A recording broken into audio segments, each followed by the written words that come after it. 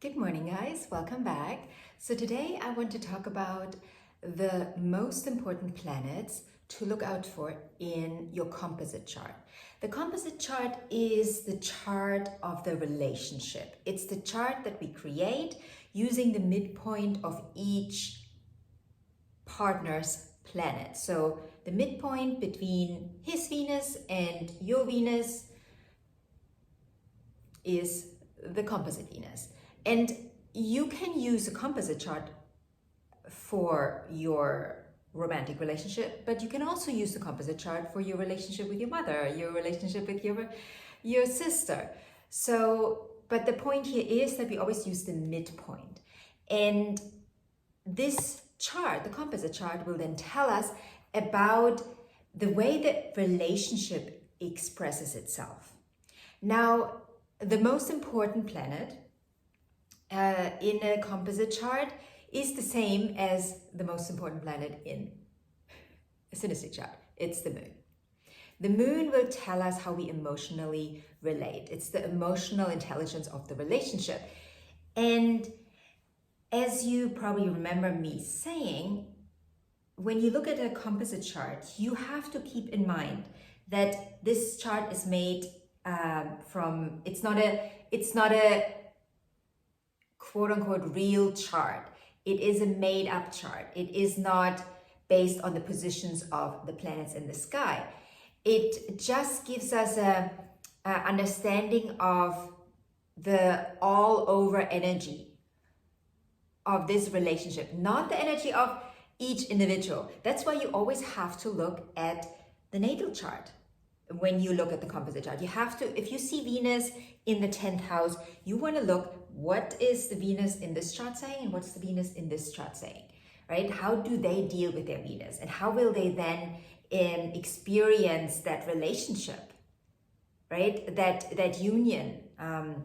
So let's get back to the most important planet, the moon. The moon is our unconscious, subconscious layering, and in the relationship chart it tells us how the relationship expresses itself emotionally and what the relationship needs to feel emotionally stable to keep going. Now also we need to look at Venus. Venus is also very important in composite. Of course, the sun, our conscious understanding of where we want to go together, also very important. You know, where the sun is the conscious part, the moon is the unconscious part. And that's why I always consider the moon more important, because we are often not aware of how we unconsciously react. So it will affect us more, because consciously we can, you know, have a conversation about something that we want when we become aware of it, right? We have a conversation, we have some awareness and clarity. But with the moon, it needs to be made conscious, and the way it is going to be made conscious is usually through some kind of challenge, some kind of tension, some kind of friction, where the partner triggers us, and then we can become more conscious of it. Otherwise, it is difficult to make the moon conscious. Yeah, moon, most important. Sun, very important, because, where do we share the light, right? What's the light in this relationship? And then how does that express itself through our own suns, right? Now, what did I say? So moon, sun, Venus, very important, because what do we want? What are our desires? What are our desires? What are the desires in the relationship? And what are our personal desires in the way they express themselves within us?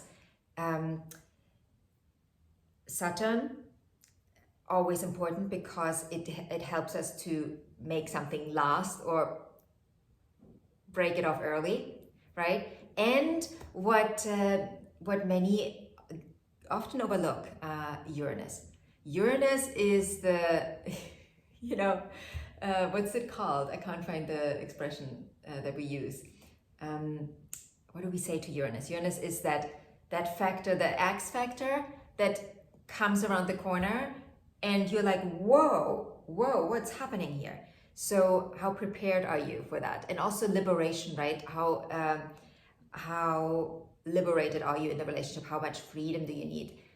Uranus square the sun, Uranus square Venus that you need to like that. You need to like, you really, if you have that in the composite chart and your personal Venus needs a lot of security and stability, having that in the composite chart will be a big challenge for you, because your need for freedom will express itself in a way that is never predictable. You know, even if you think you can predict it, but it is not really predictable, because it's the unpredictable factor that Uranus brings in. And you need to look in your own charts, in your natal chart, how do you deal with Uranus? What's your Uranus saying? How do you deal with it? What's your need for freedom? How do you express freedom? What does freedom mean for you? Then Mars is, of course, also a factor that we want to look at. I like looking at it with Venus, how Mars and Venus play together in a composite chart, and also how Mars and Saturn play together, because the two malefics coming together in a square, that can ruin the show. Then Mercury, yes, you know, how do we communicate with each other? How does but that is more important in synastry. It's not unimportant in a composite chart, but it's more important in synastry. And then Neptune. Neptune is Neptune with personal planets and Pluto with personal planets. That one, you know, how do they play together? Them in itself, just the positioning doesn't really matter, but how does Neptune work with Venus? How does Neptune work with the moon and the sun? Very important to look at, because that is the rose-colored glasses that can, you know, where we put people on a pedestal when they should not even be in our lives. You know, they should, like, off the pedestal, out our life, right? But with Neptune, we can't see it. We can't see it because we just want it so badly. We want it so badly. It's so pretty and beautiful, and but no. When I see Venus, when I see harsh Venus Neptune aspects, or generally harsh Neptune aspect to any personal planet, yeah, that one is a doozy, and it usually calls for a rude awakening at some point. Same with Pluto. Also, with Pluto, you have to look how you express your personal Pluto, right? What are your aspects? How do you deal with Pluto in your personal life? That will give you a good indicator for the relationship, how you then deal with it in the relationship. But yeah, I mean, in a way, all planets are important, but yeah, the most important, the moon, the sun, Venus. And then, you know, second level, Saturn, Uranus, and then Neptune in relation to the personal planets. I would say that's something you have to look out for. So if you have any questions about this, comment below and give this video a thumbs up and subscribe. All right, my loves, I see you in the next video.